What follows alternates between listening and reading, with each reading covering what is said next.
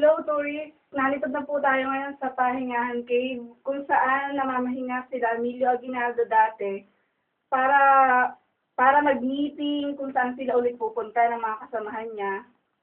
So, tara. Tara na.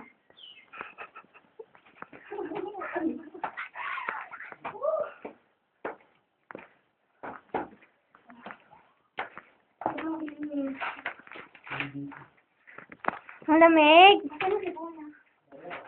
Ito na ba yun? Yan lang. Yan lang. Ito na po. Dito yung tagonda ng dagat. Saan? Ano? Talaga? Ah, Ang sige. rin. Dito po yung taguan nila ng mga baril. Joke lang. Ang dagdag na yun, kunwari lang, pupunta ko. Saan? Gusto po tayo. Gusto tayo may Masigit tayo, gusto tayo may distilo. O kaya, mga distilo kami kamo sa Daong 3. Go. Destino ngayon tayo sa Dao 3.